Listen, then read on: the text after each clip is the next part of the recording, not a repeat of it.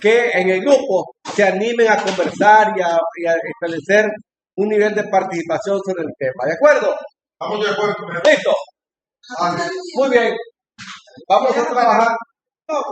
¿Les parece que apague la luz o la dejo encendida? Acérqueme. Si se apaga, no le veo la cara. Muy bien. Vamos a hablar hoy conceptos muy interesantes e importantes en la historia. Entonces avanza esto. Compañeras y compañeros, en la época, en la historia de la humanidad, hay un momento que se le conoció como el Neolítico. Hace más de 10.000 años. En esa época apareció un fenómeno muy importante. Y ese fenómeno importante no se lo den a nosotros los hombres, sino a las mujeres.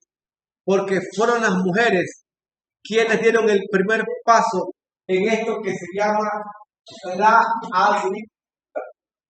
Hay que recordar que según la historia, el ser humano, el hombre, se dedicó a la caza de animales para poder sostener sus necesidades básicas, y la mujer se quedó en la casa con el cuidado de los niños y de la familia, y de repente tiró semillas a la basura o al suelo que salían de comida, y aparecieron masas, siembra, esos cereales que hoy conocemos. Obviamente el maíz nace en América Central, entre lo que es Mesoamérica, entre México y Nicaragua, Costa Rica, Honduras, Guatemala, es la área donde nace el maíz. Se cree que el arroz nace en Asia. Entonces, hace 10.000 años nace la agricultura y también se establece en los pueblos originarios antes de la llegada de Colón. Esta agricultura, que era un poco artesana y muy rudimentaria, cambió, ¿ya? 10.000 años después a este fenómeno. Cuando ustedes quieren recorrer la carretera que va para Chelí por Cébano y la que va para Chontales, aquí que va por el Timal, sobre todo la gente del Timal, han visto esas avionetas que salen por el aire echándole químicos al espacio que se va a cultivar el arroz. Eso en realidad no es una agricultura.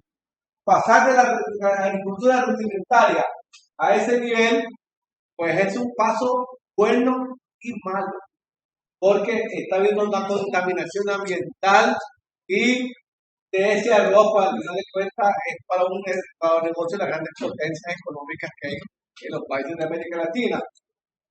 Contrario a esa historia, tenemos entonces la agricultura tradicional, lo que se le conoce como el arado egipcio, ese de punta de hierro que va siendo jalado por dos bueyes, que en el caso de otros países es un caballo, y que es lo que más se presenta. Bueno, esa foto no es mía, creo que la Erika la conoce. Esa es una foto de un hombre que va arando la tierra sobre una plantación de maíz. Entonces, esta es la historia, así en pocas palabras, de lo que hoy es lo que se conoce la producción de alimentos. La historia del maíz, de los años de esos momentos de la transición de la historia del ser humano, la llegada a la agricultura, que se le conoce como agricultura de precisión, y también la agricultura rudimentaria campesina que nosotros tenemos hoy en día. Obviamente, esta es la historia global de la agricultura. Pero en realidad, ¿por qué se había tanta agricultura en estos tantos miles de años? ¿Por qué todavía hay hambre? Hay hambre para un sector popular, pero no para otro sector. Ustedes saben que en la sociedad, en esta sociedad que vivimos, hay una línea que se le conoce como la lucha de clases, quienes tienen recursos económicos en abundancia y los que tienen una pobreza extrema. Entonces, es evidente que, como lo dice esta foto, aquí estamos reunidos hablando del problema del hambre, pero era gente muy gorda, muy bien comida, en un restaurante de lujo. Entonces eso no resolvía el problema del hambre en el mundo, ni lo está resolviendo. más de 800 millones de personas en el mundo padecen de hambre, lo que indica que la agricultura resuelve en un momento, pero también es difícil por otros factores. Por ejemplo, en los últimos días, hasta el día de ayer, la zona que siembra cereales, maíz en este caso, frijoles, estaba con problemas de la sequía. Ya hoy ya tenemos un poco más de agua según lo que es meteorología. Pero a pesar del fenómeno climático, el que la gente del campo tiene tierras de baja calidad, también está el fenómeno de las familias que al final tenían mejores recursos económicos y les permitía a ellos vivir en buenas condiciones de vida. En ese contexto, en 1993, aquí en Managua, Nicaragua, nace la Vía Campesina y la CLOC. La CLOC nace de una campaña que teníamos nosotros de los 500 años. Me tocó a mí ser parte de esa fundación de la CLOC allá en Victoria, Espíritu Santo de Brasil, y después seguir trabajando hasta llegar al Congreso del Perú y la Vía Campesina que nace en Nicaragua en el 93. Ese es el movimiento de más de 200 millones de familias en el mundo que se movilizan, se organizan, luchan por la tierra, por los derechos humanos, por el trabajo campesino. Y este movimiento, la Vía Campesina, se da cuenta que hay una crisis ambiental, una crisis humanitaria, una crisis de hambre y que no la resuelven algunos gobiernos ni la resuelven las grandes transnacionales. Y es por esa razón que la Vía Campesina nace con un planteamiento que hasta el día de hoy es muy importante. ¿Qué había antes de que naciera la Vía Campesina?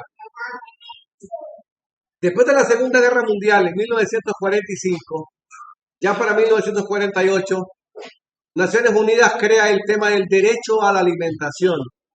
Es viejo el derecho a la alimentación. Se supone que el ser humano debe estar bien alimentado, pero no se resolvió. Fue hasta 1974 que los gobiernos y la FAO, que es la Organización de las Naciones Unidas para la Alimentación y la Agricultura, crece lo que se llama seguridad alimentaria. ¿Y qué es seguridad alimentaria? Bueno, implica la aplicación de una estrategia para garantizar que todos los alimentos sean seguros. ¿Qué tan seguro lo que usted tiene en el plato? Pero además, para el consumo humano. La seguridad alimentaria se preocupaba de que los alimentos no supongan un riesgo para la salud de las personas y sean saludables. Eso no se resolvió porque la mayor parte de los que están aquí, yo en algún momento, todavía le echamos a la Coca-Cola. Todavía nos comemos una sopita Maruchan. Y eso no es seguridad alimentaria. Eso no es alimentación responsable. Generalmente se consume mucho azúcar en Nicaragua, se consume mucho alimento que no es de calidad productiva y saludable. Entonces, ese tema no estaba resuelto. El segundo dice que la seguridad alimentaria se basa en 4 pilares, que son disponibilidad física, que tengamos alimentos. Por eso en esos años crean eso, que va a Nicaragua el INSEE, el Navaja, todas esas cosas para garantizar que un alimento. Dice que lo otro era, además de la disponibilidad, los alimentos deben estar disponibles, o sea, accesibles para todo el mundo. Es decir, se deben cuidar aspectos como la producción y el número de existencia de cada alimento. Eso en algunos momentos hay y no hay. Yo recuerdo que en algunos momentos de la crisis en Nicaragua padecimos el otro que hay acceso. Alimentos deben ser accesibles y hay una estabilidad, debe ser estable y no producirse solo durante el periodo. En otras palabras, hay momentos en que si no hay frijoles sube el precio y aquí entonces hay un desbalance. Por ejemplo, la leche es muy cara aquí en el Pacífico, pero es bastante barata acá porque llega el Pedro Salazar. horizontales. La parte de Matiguar, Río Blanco, la parte del Triángulo Minero, la leche es muy barata y aquí es muy cara. Entonces, no hay bastante descontrol y la seguridad alimentaria no resolvía ese problema. Sin embargo, logramos descubrir que había mucha deficiencia. La Vía Campesina nace en el 93 y para 1996 se da una gran cumbre de los alimentos alimentarios en Roma. Previa a esa cumbre, en el Congreso de la Vía Campesina, la Conferencia de la Vía Campesina de Tlaxcala en 1996, en México, entramos a entender que no se sabía de dónde venían los alimentos. Hay maíz, pero mucho del maíz que hay en algunos países es maíz amarillo. Hay mucho maíz. Ojo, en Nicaragua también se consume una cosa que se llama maseca. Entonces, es verdad que hay mucha maseca, hay tortilla, pero no es la tortilla de calidad. Entonces, en otras palabras, no se sabe de dónde vienen los productos. Ustedes cuando van al mercado ven un elegante repollo, pero hay que entender que ese repollo tiene muchos químicos. Entonces, la seguridad alimentaria no resolvía el problema de dónde vienen los alimentos. Por otro lado, no hace reflexiones suficientes sobre condiciones de acaparamiento para la distribución de los alimentos. Hay que recordar que la seguridad alimentaria no resolvía el problema del almacenamiento, de dónde vienen, qué condiciones hay para producirla. Generalmente, si ustedes se fijan, en muchos países de América Latina, para sembrar maíz y frijoles, no necesariamente el banco da crédito, porque los consideran que son productos marginales. Pero es lo que la gente produce y consume. Y es lo que la gente come, el gallo pinto. Y por otro lado, no se toma en cuenta la producción en pequeña escala. Cuando se dice pequeña escala, es un concepto que no es nada más y nada menos que la agricultura campesina familiar. Es la producción a pequeña escala. Y no se toma en cuenta porque muchas veces se trataba de que venía esa producción comprada desde el exterior a través de la importación de alimentos, que algunos países la tienen. Felizmente Nicaragua ha logrado tener una estabilidad en la alimentación debido a los planes del gobierno, pero cuando teníamos anteriormente que estaba Bolaños, Alemán, aquí había poca estabilidad alimentaria. Es más, el arroz no se lograba llegar a un alto porcentaje. Se tenía que comprar frijol extranjero y aún hasta el maíz era complicado. Entonces, no había un estímulo al pequeño agricultor, al pequeño campesino. Otro problema es que no atacaba las causas de los problemas. Decía, promovía el acaparamiento de tierra, el monocultivo. Por ejemplo, si hablamos de los grandes ricos, aquí hay muchos ricos en Nicaragua, pero vamos a hablar de un rico familia, un rico que se hizo rico con una historia bien extraña. La familia Pela. Por cada borracho que nace que se convierte en borracho, esos tipos ganan una manzana de tierra más y mucha plata más con la flor de caña. Entonces, los grandes ricos, como esos señores, no te producen el gallo pinto, que es lo que la gente come. ¿Qué es lo que producen? Es combustible para el carro y para el guaro. Entonces, no necesariamente la gran producción de la palmacetera, la caña, te resuelve el problema de alimentación. Entonces, eso no te lo resolvía la seguridad alimentaria. En otras palabras, era el choque de dos modelos. Un modelo de la gran empresa y del campesino, que se llama la producción convencional, la agricultura convencional, frente a una agricultura más industrializada. No resolvía el problema de alimentación, de dónde viene, cómo se resuelve, y eso queda como una gran dificultad para nosotros en este caso, porque colocamos la comida en manos de las transnacionales. Y colocar la comida en manos de las transnacionales es un peligro porque al final son las que te deciden cómo se va a manejar el mercado de la comida, que voy a ver un poco más tarde. Trataré de ir bastante rápido porque después vamos a ir a grupos de estudio. Entonces, un elemento fundamental es que frente a la debilidad de la seguridad alimentaria, que es lo que hoy se maneja, todos los gobiernos de América Latina y del mundo, pocos, a excepción del gobierno de Nicaragua, el de Bolivia, el poco ya el gobierno también de Venezuela, ya usan el concepto de soberanía alimentaria, porque la soberanía alimentaria es más amplia y la seguridad alimentaria es más reducida, aunque todavía se usa en la FAO. Ya algunos técnicos de la FAO usan el concepto de soberanía alimentaria. Ya está incluida en algunas constituciones del país. La ley 693 de Nicaragua ya incorpora la palabra soberanía alimentaria. ¿Por qué? Porque en términos generales el desarrollo del proceso se marca en 4 pilares. No puedes llegar a la real seguridad alimentaria si no tienes una soberanía alimentaria nutricional saludable. El segundo, si no hay un apoyo educativo nacional, lo que es la salud mental y la producción familiar. Si no hay esos elementos, no logras una verdadera soberanía alimentaria. El otro es no tener producción intensiva en pequeña escala. Es lo que tenemos que ir trabajando. Es lo que estamos trabajando con algunos programas que hay en el caso de Nicaragua, de mieles de abejas, de embutido, que hace la gente en la comunidad. Y el cuarto es la comercialización, que siempre va quedando en manos de los acaparadores, de los intermediarios, y no ese puente entre el productor y consumidor. Frente a ese desafío, en Tlaxcala, México, en 1993, aparece el concepto de soberanía alimentaria. ¿Cómo aparece? En 1994, México, Estados Unidos y Canadá firman un tratado de libre comercio. Y los mexicanos en esa época pensaron que con ese tratado de libre comercio ya iban a tener libre fluido para irse a Estados Unidos a trabajar, para comprar, para comer, para vender, para comercializar. No, eso beneficiaba a las grandes transnacionales.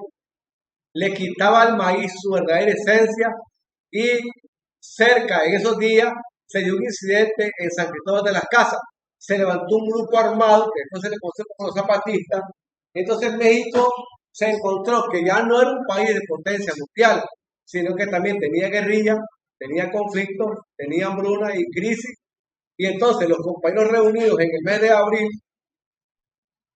en Tlaxcala empezaron a abordar cómo pasar de una seguridad que era muy estrecha el concepto a algo más amplio que es la soberanía alimentaria. Y fue así como entonces nace en abril de 96 nuestro concepto que hoy ya todo el mundo lo usa, la soberanía alimentaria.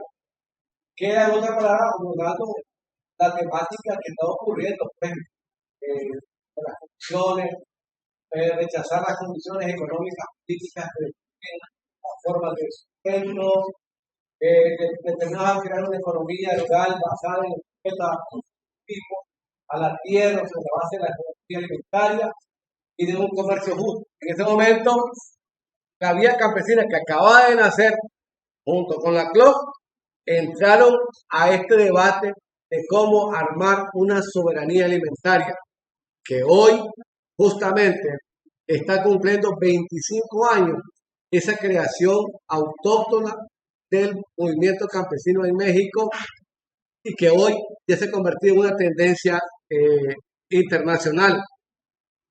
Obviamente no solo fue corto, ese tema de la soberanía alimentaria fue llevado a Roma, a una cumbre alimentaria que se dio en Roma en ese mismo año, creo que en el mes de noviembre, y en esa cumbre se hizo público el concepto de la soberanía alimentaria, pero faltaba meterle elementos técnicos históricos. Y fue así como en el 2001 hicimos una conferencia mundial en Cuba, porque el mejor ejemplo para demostrar dónde había soberanía alimentaria era en Cuba, un país con un bloqueo de 50 años, un país que tenía una revolución, una alta reforma agraria, una gran producción de alimentos y que aún así estaba pasando por lo que se conoció como periodo especial por la agresión internacionalista de los gringos, del imperio. Ese país daba muestra de que sí podía sobrevivir en medio de la crisis con una producción alimentaria muy efectiva.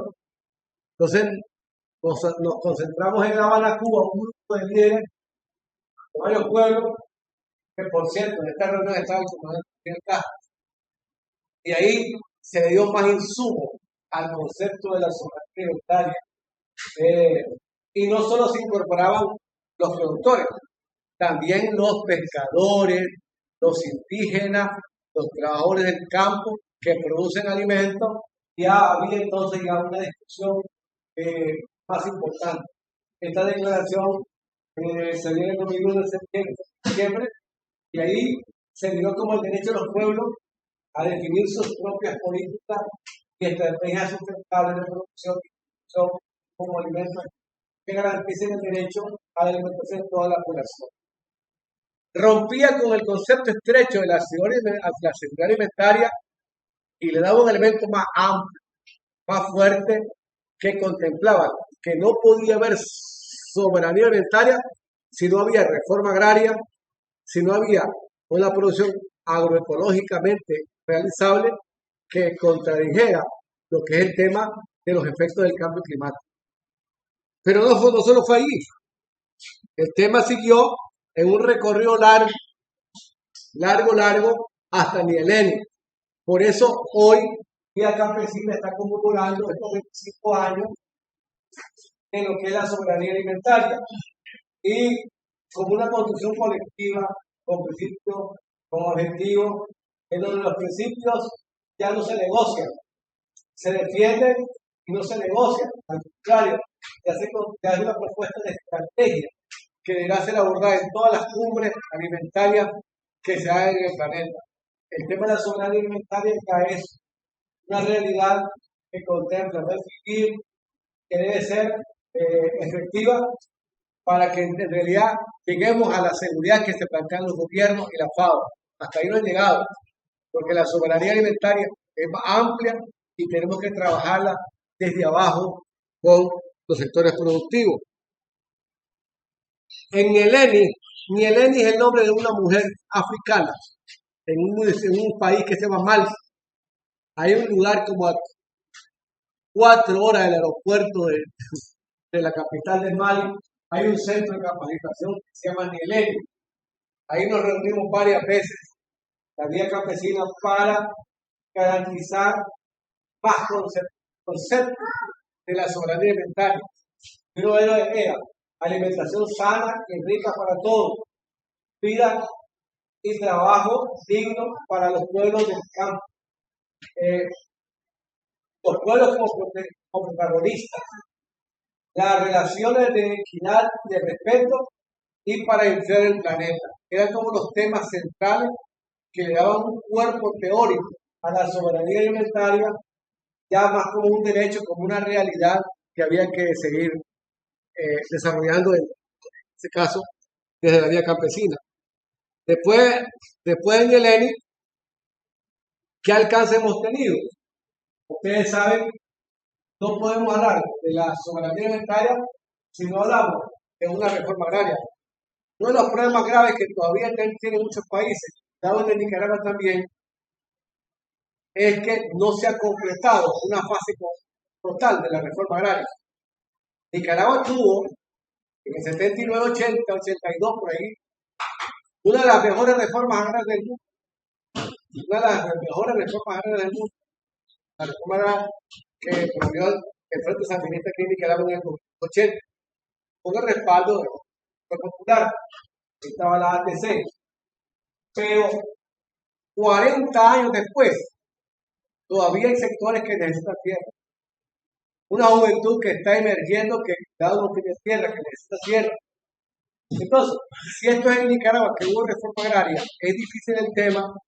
Ustedes se pueden imaginar en pueblos como Guatemala, donde están críticos, como Colombia o Honduras, en donde no hubo una real reforma agraria, a excepción de la que hubo en Nicaragua, de la que hubo en Cuba, de la que hubo en México, de la que hubo después en el Perú, con Velasco Alvarado, y de las otras reformas agrarias que no conocer, la de Bolivia, por ejemplo, o la que sacó Chávez después.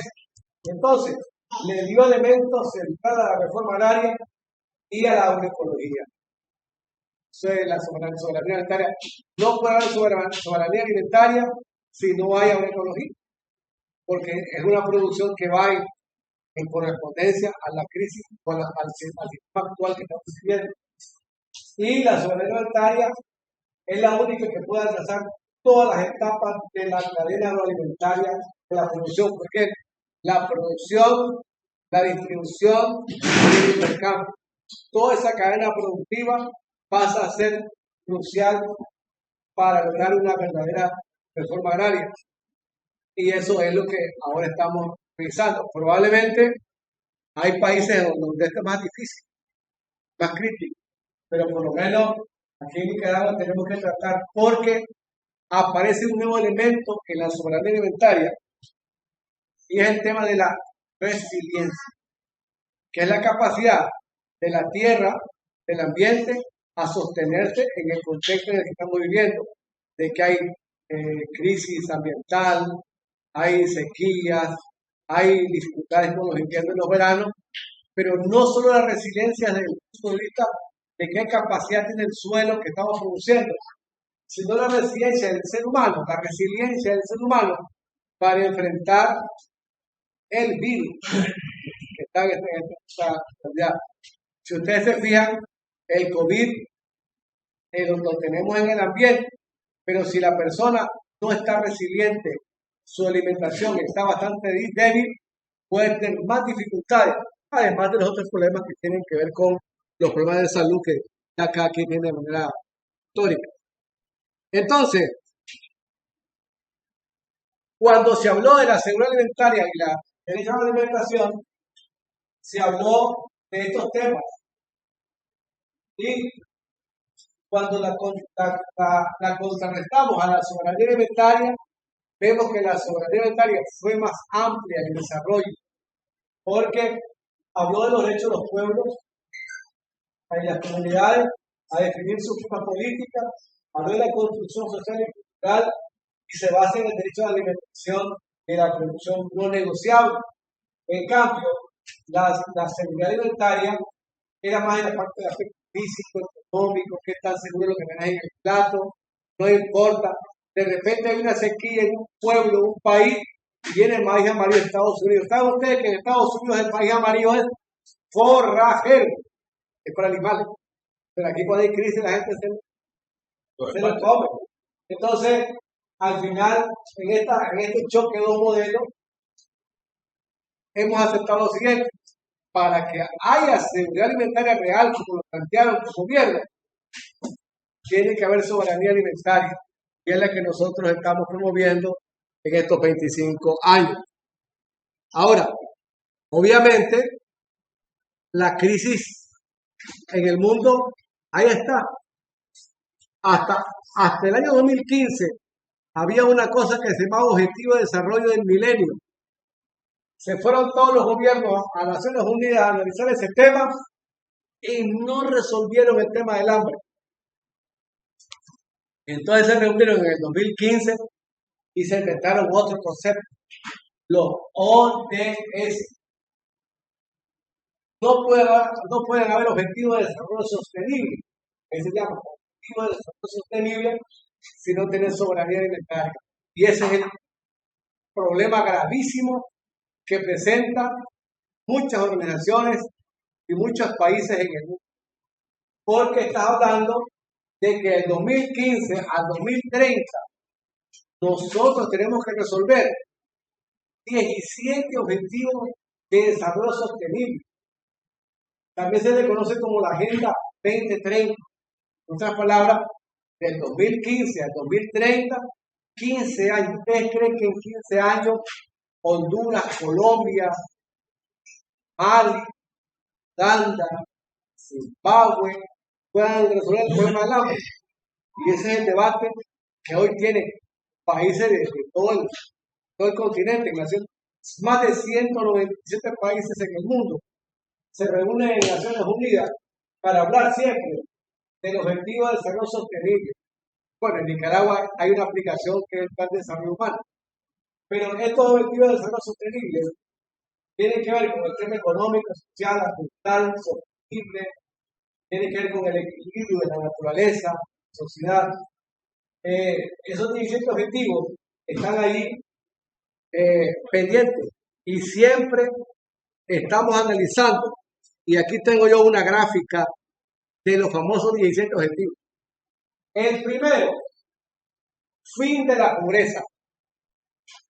¿Ustedes creen que hasta el 2030 varios gobiernos, digo varios, como decir uno, logren resolver la pobreza de los pueblos? Ahora, y detrás de ese plan hay plata que da miedo, pero no sé quién la está ocupando o qué la están haciendo. Y el segundo, la Cristiana Chamorro, o Maradiaga, Puro Cruz. El segundo objetivo, debe haber hambre cero. Y hambre cero no solo es tener comida ahí, frijoles, es también tener carne, lácteos y todo tipo de frutas, nutrientes saludables. De aquí al 2030, los que puedan llegar a ese privilegio de cerrar el 2030, van a evaluar si se cumplió ese problema. El otro es salud y bienestar, que es el tercer objetivo. Educación de calidad e igualdad de género. Cada uno de todos estos objetivos, todos los gobiernos, incluyendo nosotros, firmó y declaró respaldar los objetivos de desarrollo sostenible, la famosa Agenda 2030, del 2015 al 2030. Estamos en el 2020, solo 21. Solo faltan 9 años para que los países, para que estén resueltos el problema. Imagínense ustedes qué clase de atrevimiento de los gobiernos plantearse 17 objetivos. Paz, justicia e institucionalidad sólida. Cuando ya llevan casi 2 meses de estar matando gente allá en Colombia, el gobierno de Duque con el apoyo de Washington. Cuando hay una matancina de líderes campesinos en Colombia y la Bachelet y el Almagro no son dignos de ver ese problema y se dedican a estar viendo el problema de que por qué está presa la Cristiana y por qué está preso Arturo y ahora Marallá que va a caer para preso. Cuando son 3 individuos que fueron financiados por el imperio, por la plata de la USAID, y no están viendo la grave crisis que tiene Honduras, donde no ha logrado llevar la vacuna de la COVID al pueblo. En cambio, el Bukele, que está instalado barbaridades de Bukele, ya lleva 2 millones de vacunados. Nos está ganando. Ya está vacunando gente de 40 años. Ya vacunó a 2 vecinos con las dos vacunas. Entonces, ahí tienen ustedes el tema de la paz y la estabilidad. Próximo voto de vecinos va para ahí. Va para Bukele. Y entonces, acción por el clima. Todo lo que tiene que ver con el tema del efecto del cambio climático. Entonces, para nosotros, desde la vida campesina, imagino que lo pueden sentir los del sector, la TIC, la TC, UNAPA, esta es una utopía casi real. Esperar que estos países y estos pueblos logren resolver estos 17 objetivos de desarrollo sostenible, uno más que otro, quién sabe, porque hay problemas que no van a poderse resolver, y entonces estos 17, cada vez que ustedes hablen con un organismo donante, se va a contar de desarrollo sostenible, son esos que están ahí. Entonces tratamos de que los conozcan y a ver si se van a aplicar, que de aquí al 2030 ya podemos tener condiciones mejores. Obviamente, yo entiendo que hay gobiernos que están haciendo el aporte. Hay países donde se está debatiendo el tema. Nosotros en Nicaragua, de una u otra manera, tenemos este análisis. Hay acciones contundentes. Ustedes van a conocer los planes del MEFCA, los planes del Ministerio de Agricultura, del INTA, los planes de gobierno, y hay programas ahí muy importantes para garantizar que se vayan abordando el tema del hambre, el hambre cero, la pobreza, pero que hay educación en el campo de alta calidad, pero hay otros países donde son más difíciles.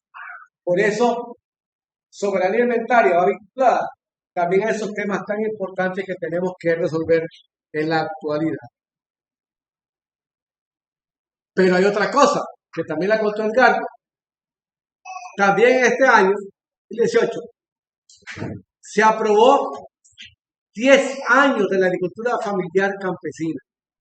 En otras palabras, en estos 10 años, ya llevamos en el año 2021, hace 2 años, en estos 10 años hay 7 pilares que van a definir el desarrollo de la agricultura campesina. Se le conoce como agricultura familiar, campesina e indígena. Algunos llaman también comunitaria. Entonces, este decenio, la vía campesina tiene un cargo en el decenio y la CLOC también. Los gobiernos también están. Es más, el gobierno que coordina esta vaina es el gobierno de Costa Rica. Ahí metido. Entonces, el decenio de la agricultura necesita crear un entorno político propicio para fortalecer la agricultura familiar. Esas partes son temas que van a estar pendientes, compañeras y compañeros del gobierno. Segundo, apoyar a los jóvenes y asegurar la sostenibilidad generacional de la agricultura familiar. Pero hay que darle tierra a los jóvenes, darles posibilidades de producción, no la venta. Tercero, promover la equidad de género, la agricultura familiar y el papel de liderazgo de mujeres rurales. Esto, si vieron ustedes el ejemplo de toda la construcción, la cooperativa, hay bastante avance ahí. Pero, obviamente, detrás de este proyecto, la agricultura familiar, de este desarrollo, de la década, hay plata de Naciones Unidas y los gobiernos. Hay que discutirla. Pues, hay países donde quizá el tema no está tan en el debate, pero son buenos temas para hacer un acuerdo mundial. El otro tiene que ver con fortalecer la organización de la agricultura familiar, la capacidad de generar conocimiento, tiene que ver todo con el trabajo de formación también. Otro, mejorar la inclusión socioeconómica, la resiliencia y el bienestar de los agricultores familiares, promover la sostenibilidad de la agricultura familiar, fortalecer la multidimensionalidad de la agricultura familiar. Todos estos elementos que son para promover la agricultura familiar, todos los gobiernos tienen que desarrollarla.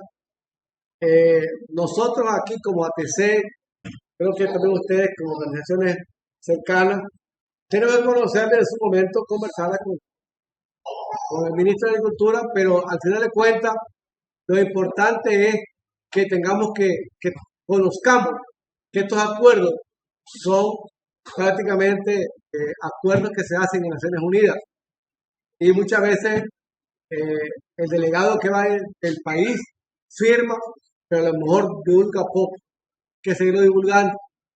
Y esto de la declaración del Centro de la Agricultura Familiar es importante porque garantiza que la agricultura se ponga en el nivel del país en el que vivimos. Y eso tenemos que trabajar en la Centro de la Agricultura. Y es parte del avance de la soberanía alimentaria.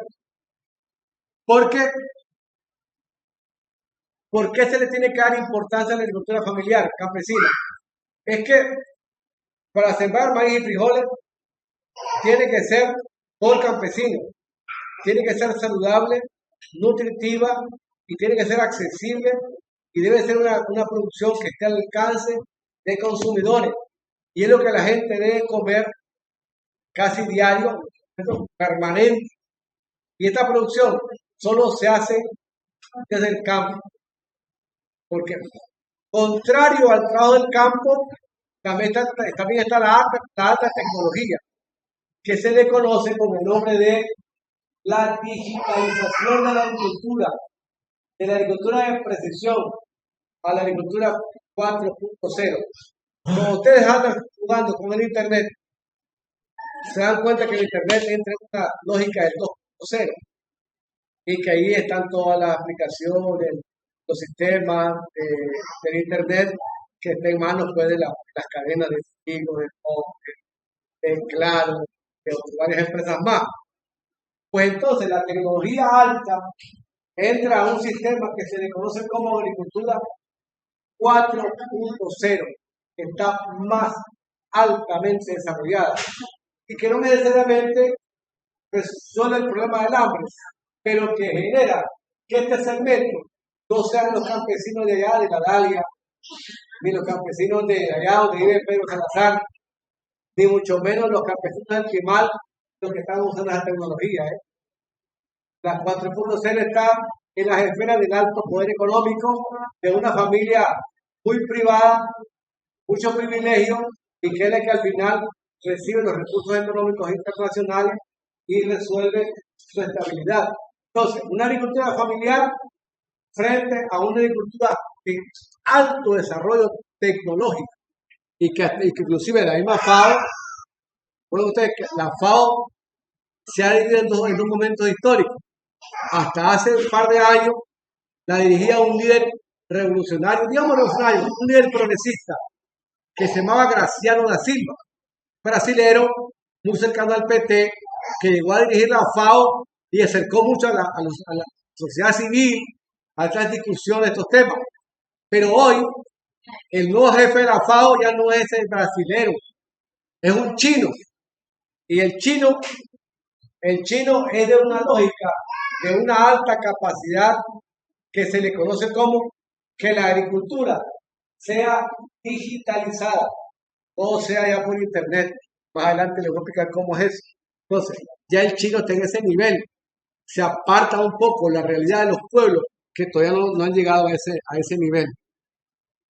Hace muchos años, este señor que está ahí, Norman Borlaug, ganó un premio Nobel. Ese premio Nobel que es bien manipulado ahí en Suecia. Premio Nobel. Este señor se le ocurrió inventar que para poder resolver el problema del hambre en el mundo había que experimentar una famosa revolución verde. Y la revolución verde, él ganó el premio Nobel. Sacó grandes experiencias con el trigo enano, el trigo alto, llevó una gran experiencia con el maíz aquí en México, en el CIMIC, y llevó grandes experiencias ahí en la frontera con Estados Unidos y México y a la India. Y el resultado que tenemos ahora es en Nicaragua no llovió hasta el día de ayer debido a ese premio Nobel que provocó la revolución verde e hizo transformaciones graves al cambio. Pero todo el mundo, como veníamos de una revolución, la revolución popular, la revolución cubana, la revolución bolchevique de Rusia, la revolución de Vietnam, él quiso aprovecharse de que había que hacer una revolución verde para que todo estuviera así al calor del desarrollo del campo. Y con eso ahí comenzaron a meter todo el envenenamiento de la tierra y el resultado que tenemos de la revolución verde es el país. Y todos esos problemas de la sequía, de los conflictos climáticos, vienen de ahí. Y esta revolución verde se dio como un elemento básico para que apareciera después, en estos últimos años, otro concepto elegante, el agronegocio. La revolución verde era destruir históricamente las variedades sensibles que teníamos del maíz criollo, del maíz rojado, de los maíces de color que teníamos en la parte de Mesoamérica, y colocar variedades ya más híbridas del maíz manipulado. Entonces cortó con esta realidad que al final la gente terminó con la seca, pero fue generando cambios en el desarrollo del campo y creó lo que se llama entonces el agronegocio, que eso fue creado por la IUSA, la misma que está financiando a la Violeta, la cristiana, creó toda esa temática. Un verde que fue la base del agronegocio. Es la adopción de tecnologías, mecanización, plaguicidas, irrigación. Fíjense ustedes que las tecnologías de irrigación son tan criminales que, aunque no hay nadie desea, En Sébaco, ya el Plagatoc y los químicos de ojo no le llegan a zancudo, que se la pasen aquella agua de los plantillos de Sébaco, viviendo de toda esa concentración química. Que el sebaqueño que quiere vivir feliz y ver las novelas, la ve con el mosquitero. Porque eso viene de esa manipulación química que se dio en el campo. Y todo este sistema tecnológico no resolvió el problema del hambre y más bien destruyó la agricultura ancestral. La agricultura ancestral que si era nativa, que si era más saludable, que era más posible, pero que la cortaron porque empezaron entonces a hacer grandes manipulaciones con los químicos para la agricultura. Y al final mejoró un grupo capitalista que se dedicó a producirla y generó el hambre, pero llevó grandes transformaciones tecnológicas. Y por otro lado, el señor que la crea, este que está acá, que se habla entre los años 40 y los años 70, es más, la Revolución Verde fue tan criminal que aceleró el uso de químicos tan duros como los que ustedes lograron conocer en la zona de Extended, que llevaron a mucha gente a problemas de y todas esas vainas. Entonces, pero eso se dio. Gente que anda usando químicos con una bomba ahí quemándole el glifosato, el tema de los químicos, porque eso fue el DDT, el uso de los fosforados y los carbonos, esos que son de los venenos esos, que llegaron a ser usados en la agricultura y que entonces generaron una agricultura química y no una agricultura orgánica, que es la que hoy hay que volver a recuperar para tener un consumo más responsable. Esa herencia de la Revolución Verde generó el agronegocio y pasamos entonces a una agricultura industrial, que es la que voy a ver algunas gráficas después. Bueno, pero que era la agricultura de producción o lo pecuaria industrializada moderna de ganado, aves, peces y cultura. Se habló tanto de que esto iba a resolver el tema del hambre, no lo resolvió, pero sí transformó el ambiente en el que vivimos. Entonces la agricultura industrial utiliza métodos técnicos, científicos, económicos y políticos. Entonces, innovación de maquinaria, métodos de producción agropecuario, tecnología genética, técnicas de lograr economía en escala, creación de nuevos mercados de consumo, protección mediante patentes de la información y genética y comercio a escala internacional. Un sector fue beneficiado con estas líneas, sector de los ricos, pero el sector popular, de la industria familiar, no fue beneficiada y al contrario le generó graves problemas. Obviamente, frente a ese manejo de la agricultura industrial, sectores populares también comenzaron a discutir el tema y aparecieron grandes gente discutiendo el tema de la ecología. Desde que una señora gringa en los años 50, más Raquel Watson,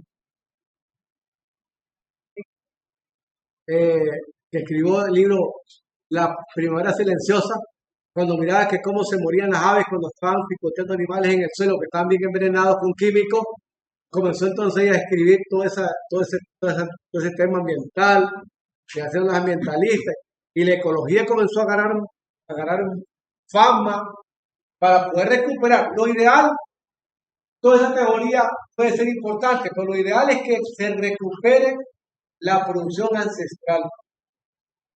Eso es lo ideal porque versus la gran avance técnico. O que la técnica digital también se incorpore a elementos importantes de la agricultura. Hoy se habla de agricultura agroecológica. Otros hablan de agricultura orgánica. Otros hablan de agricultura biodinámica. Por ejemplo, que hay cerca de la carretera que va para Soboto. De la agricultura natural de un japonés Fukuoka. De la agricultura sinérgica. De la agricultura mesiánica. De la permacultura y también de la agricultura regenerativa. Se aparecieron diferentes movimientos a estudiar cambios alternativos a la agricultura industrial. Al final la vía campesina se quedó con la agroecología, pero bien, esas cosas aún se usan y se manejan en el entorno en el que nosotros vivimos. ¿Por qué? Porque en una producción más saludable no contiene aditivos sintéticos, no contiene pesticidas, que es lo que más abunda en el mundo, no contiene organismos genéticamente modificados, son sostenibles con el medio ambiente, tienen máximos niveles de calidad y son respetuosos con la naturaleza y son más sabrosos. Hablando entonces de esas proteínas alternativas y que nosotros nos quedamos con la agroecología. Entonces, obviamente, todos estos investigadores después aparecieron haciendo sus estudios. En esto, no, sin ánimo de leer lo mismo que dije antes, no hay que olvidar el ejemplo de Cuba. En 1980, cuando se derrumba, ya en los 90, se comienza a derrumbar la Unión Soviética. Cuba dependía mucho de la importación de químicos que venían de la Unión Soviética. La Unión Soviética era aquellos 17 países que estaban unidos a Rusia y que eran lo que se conocía como la Unión de Repúblicas Socialistas Soviéticas. Esa se destruye más o menos como en el 91, 92 con la caída del muro de Berlín. Entonces los cubanos quedan sin la importación de la Unión Soviética, de Rusia, y entra en Cuba un periodo especial y logran los cubanos levantarse mediante fortalecer la agroecología y diferentes variedades que ellos lograron dar en Cuba, en medio de la crisis. Y así hoy Cuba tiene grandes ejemplos del trabajo orgánico, ecológico. Y entonces ese ejemplo de Cuba pues sigue siendo muy importante. Es más, ya había terminado la guerra en Angola, ya había terminado el apoyo a la guerra en Nicaragua, ya los salvadoreños estaban negociando. Entonces, ¿qué iba a hacer Cuba con ese montón de técnicos, expertos militares, vincularlos a la producción agrícola? Pues así como varios generales pasaron a la hidroponía, a la producción agrícola, a ser parte de este desarrollo de todos estos temas que yo vi y les informé sobre las diferentes variedades de la agroecología. Aquí estoy con la agricultura natural, que es un método desde el punto de vista amplio, ¿sí? Que trata de usar desarrollo de este japonés, se tiene que conocer la pata aérea, el famoso poca, que es con una bola de cera que trata de ir usando los ingredientes químicos naturales para resolver el problema de la producción natural. Entonces tiene el método que llama la agricultura natural. Sucesivamente no voy a entrar en este detalle para no atrasarle.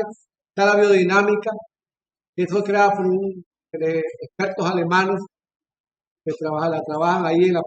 Tenemos una experiencia que conocimos en este link, que es la idea fundamental de una agricultura que se basa en influencia que ejerce el cosmos, la luna. Eso está vinculante un poco al tema del tema lunar, pero que sí es importante y lo incorpora este tipo de agricultura que se maneja ahí en el caso de algunas experiencias que hay en el país. Es el tema de la permacultura, que fue creada por dos austríacos.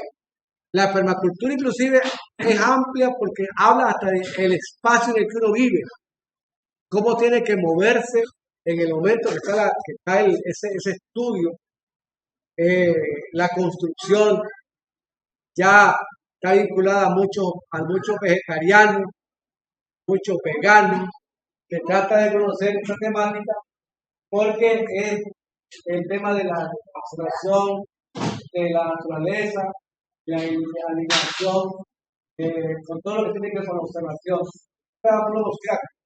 El tema de la permacultura, y todavía se usa en algunos países. Hay veces que el tema confunde. Hay fincas donde un compañero finquero está utilizando una producción agroecológica y él dice que es permacultura. Entonces, aquí hay diferentes discusiones de los científicos que de varias corrientes. Nosotros conocemos la corriente de Don Miguel Altieri, la corriente de un colombiano o brasilero que se llama Trepo, la otra corriente de un señor de apellido González, de otro cubano, unos mexicanos que han hecho diferentes estudios sobre el trabajo del campo en estos temas. Y entonces hay diferentes enfoques. Por eso que nosotros como Vía Campesina le damos más realce a la agroecología, que resume todas estas cosas que ocurren en el contexto de la permacultura, porque también es una razón de ser de lo que llaman el espíritu más amplio de cómo se moviliza el ambiente, las plantas, animales, el entorno en el que vivimos, de la alimentación y de la producción. Entonces, cuando nosotros vamos a una experiencia y nos dicen que aplica la permacultura, nosotros decimos está bien, porque es parte de la agroecología y es importante porque rompe con todos los químicos de la agricultura y con todo ese manejo del tema químico que siempre va a estar aquí. Ustedes saben que la producción agrícola en Nicaragua fue perdiendo su calidad por el uso de químicos. Es más, llegamos hasta el momento en que los agricultores en unos países, no me escapa de Nicaragua, se escapa, antes de la siembra le pega fuego al matorral. Algunos dicen que son los garroberos, pero siempre tiene que ver con ese tema. Entonces, este grupo de compañeros que trabajaron la agricultura natural, la agricultura agroecológica, la permacultura, la agricultura natural, la biodinámica, la agricultura mesiánica, todos esos temas siempre convergen en la agricultura agroecológica, que no es nada más y nada menos que aplicar la ecología a la agricultura versus el tema del agronegocio. ¿Por qué el tema del agronegocio? Porque es más delicado. Estás hablando entonces de una vaca que en la oreja lo que anda es un chip y el empresario que está controlando con un sistema de internet, que están usando con drones, todo esto, el sistema de la producción agrícola, que es el centro del agronegocio. No es nada más y nada menos que una aplicación bien amplia a la agricultura 4.0 y también a lo que se llama la agricultura, la digitalización de la agricultura. Ya es, en los años que muchos de nosotros nos criamos, todavía algunos de ustedes, chontaleños, para andar viendo los animales, dedicado a un campista, que andaba en una mula Roma, un caballo, viendo los animales. Hoy ya contás con un dron. Ese dron anda en el aire, está regulado con una computadora y lo están revisando cómo está el pasto, cómo están los animales. Los animales tienen su chip en la oreja, ya están vigilándolo, ya el sistema de definición de esta naturaleza y el equipo que se usa, o sea, el equipo que se usa para control está aquí abajo, computarizado.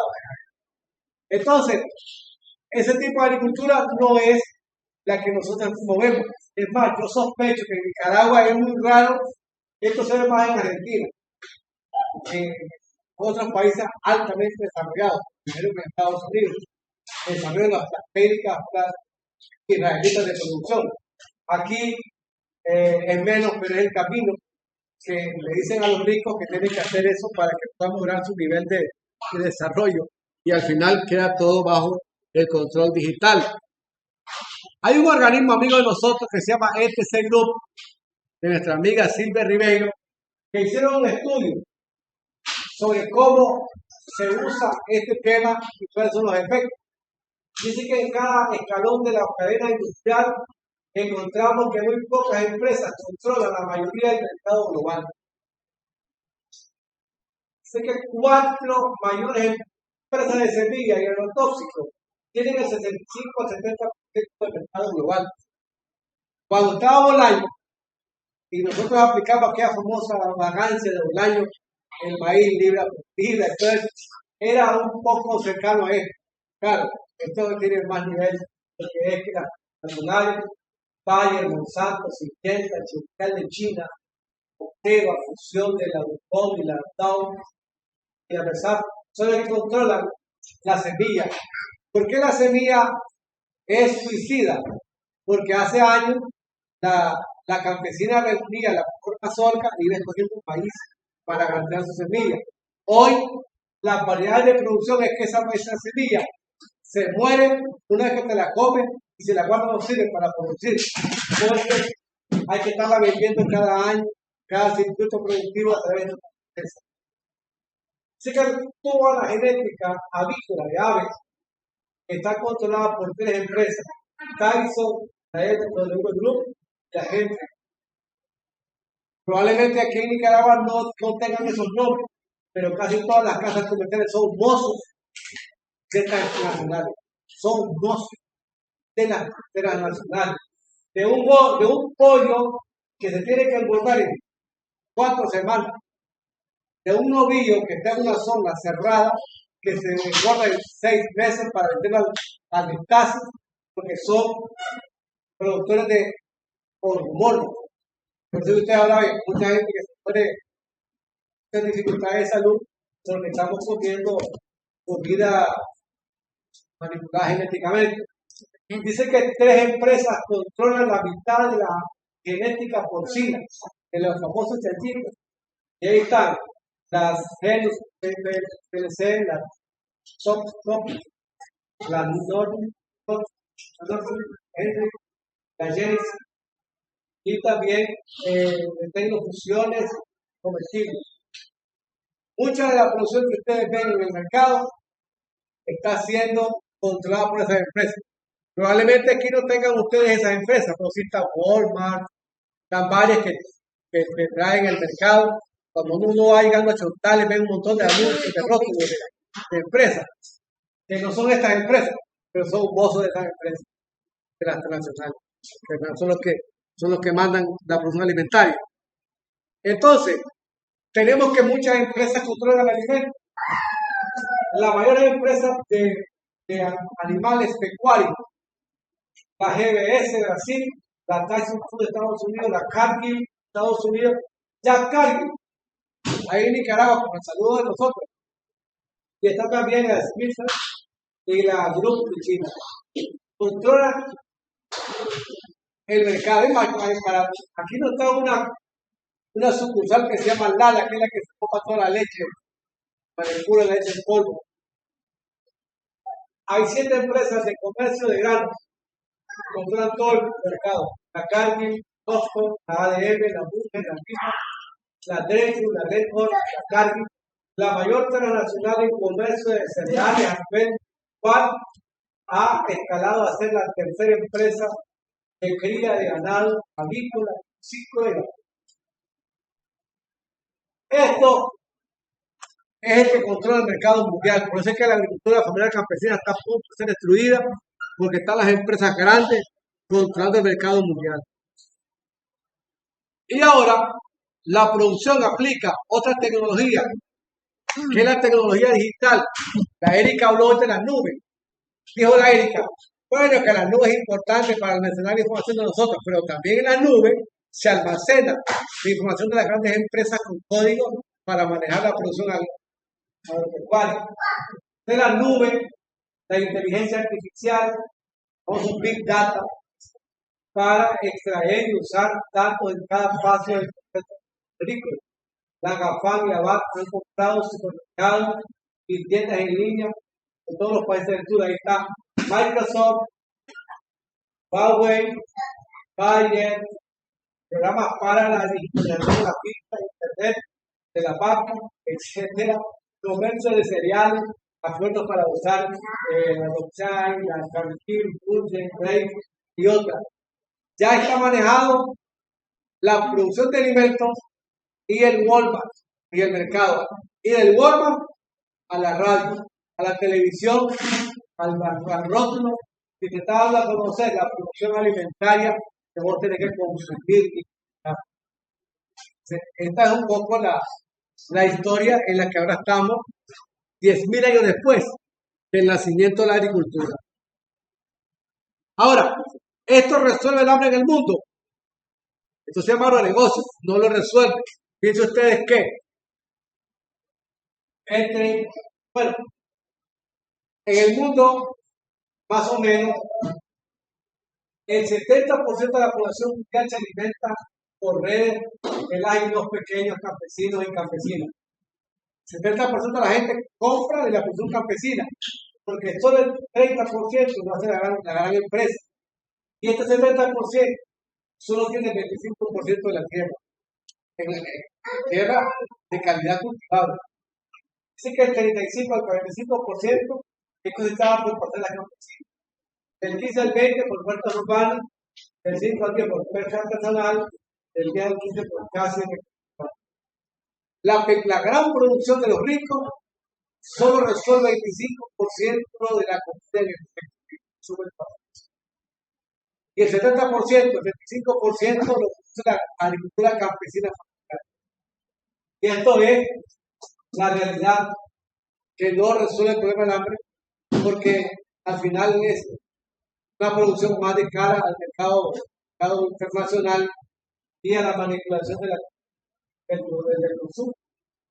Por ejemplo, en la historia, aquí en Nicaragua, las familias más ricas, que son las familias de los bancos, no producen maíz y frijoles, y los huertos, la pesca, la recolección, mucho menos la cosecha campesina. Eso lo hacen los campesinos de la montaña de Nicaragua, que ese es el sector que representa la agricultura familiar. Los peles lo que producen es el guaro del que cualquiera de ustedes sepa ya su media, pero no siempre. Hay gente que anda bebendo guaro en los peles, ¿verdad? O todavía. Entonces, para cerrar esto, ya se me ha hecho muy largo y ya muy aburrido. Hay un señor que se llama Vladimir Ilich Lenin. En 1903 dijo una frase muy célebre. Stodiela, en ruso. ¿Qué hacer? ¿De qué vamos a hacer con toda esta técnica?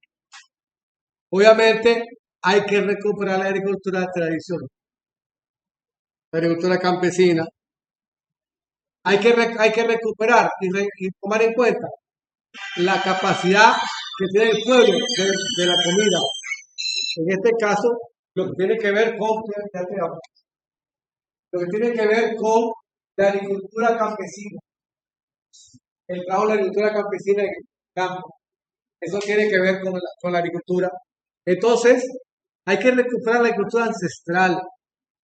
Y además de eso, tenemos que hacerlo en todos los ambientes. ¿Por qué? Porque el mundo, ya cerrando, el mundo que vimos es este. Hace muchos años, dos potencias se partían el mundo, dos. Los gringos y los soviéticos. La Unión Soviética y Estados Unidos. 1990 en adelante, esto se termina y se quedan solo los gringos. Pero hoy, en el 2021, ya esto no tan solo. Esta potencia China está emergiendo con mucha fuerza. Y entonces ya tenemos un nuevo orden económico en el mundo que va a colocarnos en otras condiciones. Así que los gringos también lo crean. Aquí en mi silencio hay mucho desarrollo armamentista, económico, investigativo, investigaciones científicas, gente que le echa la culpa al murciélago, al COVID, otros que dicen que es manipulación gringa, que usó territorio de la China, otros que a los chinos se les fue la mano un invento.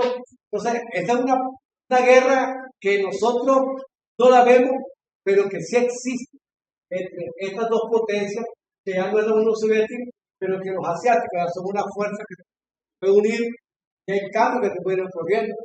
Por eso es que no descarten que los gringos están interesados en mantener su ejemplo de potencia. Para los gringos, esto se llama, más bien estoy acá arriba, tras patio.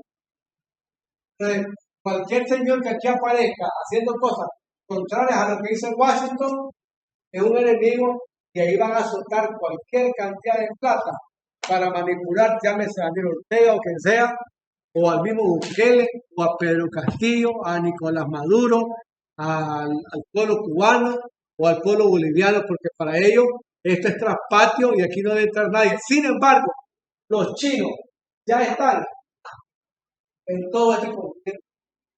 Mucha de la deuda gringa ya es de ellos, el poder económico de ellos hasta aquí, a fuerte.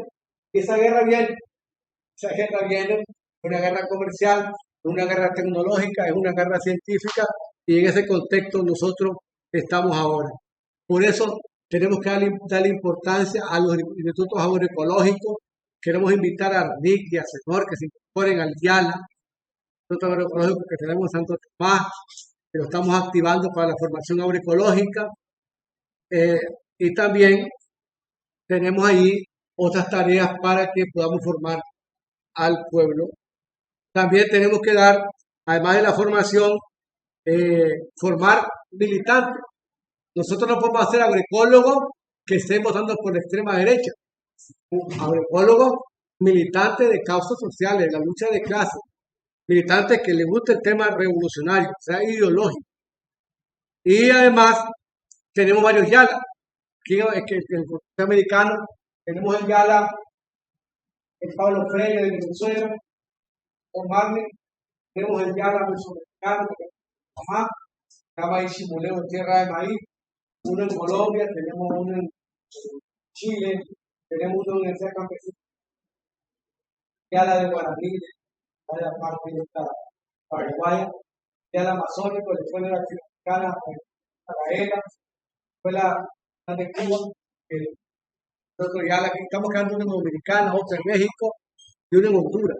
Entonces nosotros seguimos trabajando con los YALA para la formación, porque no podemos estar sin formación política e ideológica. No solo queremos hacer agroecólogos, militantes, tengan formación política e ideológica y sean también agroecólogos. Y rescatar el campesino a campesino, porque es una práctica de comportamiento entre campesinos de todo al área. Él enseña de un campesino a otro campesino, de una campesina a otra campesina, sobre la producción agrícola, poco de la práctica. Estos son ejemplos de la escuela nuestra de nosotros, YALA. Ahora, ¿qué tenemos que hacer?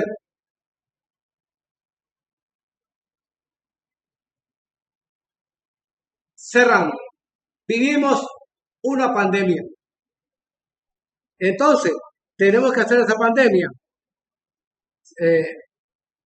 una gran oportunidad para visibilizar el trabajo campesino a través de la agricultura familiar, a través de los YALA, a través del trabajo, de una campaña que estamos trabajando que se llama Volver al Campo. Y nosotros estamos viendo Volver al Campo, cierro con esto, es desarrollar un sistema accesible de producción, es fomentar la producción familiar, es hacer del campo un lugar más habitable, que sea más posible vivir, evitar la escasez y mejor los ingresos, acceso a los recursos para producir, crear puestos de trabajo en la agricultura, fomentar la producción agroecológica, sostenibilidad ambiental, social y económica, garantizar el consumo de proximidad, mercado campesino, mercado cercano, almacenamiento, distribución, formación en las YALA, en la agricultura, mantener la comunicación en línea, que estamos hablando de médica. Esta producción de alimentos es el segundo frente. El primer frente es la medicina nativa, la medicina pública. El agua la está desarrollando muy bien, pero hay que recuperar la medicina tradicional, la medicina nativa, para enfrentarnos a la pandemia, hacerle que sea una oportunidad y lograr resiliencia. Esas son como las grandes tareas que nosotros nos planteamos de futuro. Y yo aquí me quedo porque he hablado de este tema y ahora vamos a pasar a un trabajo de grupo, una hora y volvemos a una plenaria. Pero hay cansancio, vamos a dividirnos en grupos. Si hay preguntas, mientras hagamos el grupo. ¿Tiene las preguntas a mano? Vamos a estar en grupo, 1 hora. No, si hay preguntas que hagámoslas ya. Lo importante entonces que hablemos de la alimentación saludable, nutritiva, agroecológica, que descansa sobre la agricultura familiar campesina.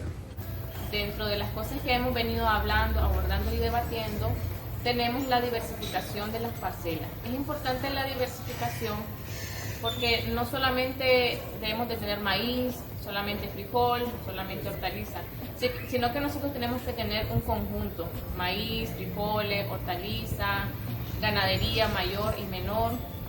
También nosotros debemos de hacer menos uso de los agrotóxicos. De esta manera nosotros cortamos la dependencia de estos productos desde las casas comerciales.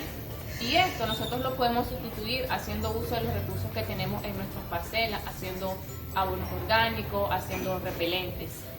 En nuestro país se ha llevado a cabo varios proyectos para mantener el cuidado y la soberanía alimentaria, sobre todo en el desarrollo del agro,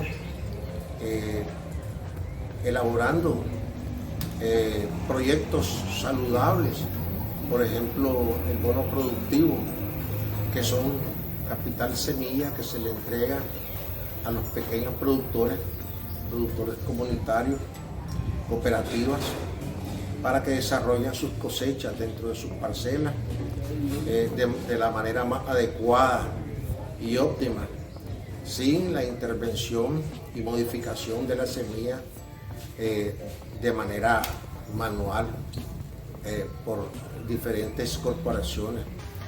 Otra de las formas es darle valor agregado a nuestros productos. Si nosotros tenemos una vaquita, nosotros podemos hacer leche, podemos hacer cuajada, podemos hacer yogur, podemos vender la misma leche, y de esta manera estamos generando divisas para nuestras familias. Y por eso estamos aquí para abordar esa temática: qué aportes estamos haciendo desde el movimiento social, qué labores deben hacerse del área del gobierno, de las instituciones multilaterales, y también nosotros no podemos dejar el tema de la alimentación en manos de las transnacionales, en manos del agronegocio, porque esto dificulta la calidad de la alimentación y no resuelve el problema del hambre. Una agenda 2030 no va a ser resuelta si no resolvemos los problemas del hambre, y eso es el tema central que aquí estamos abordando, el movimiento campesino nicaragüense.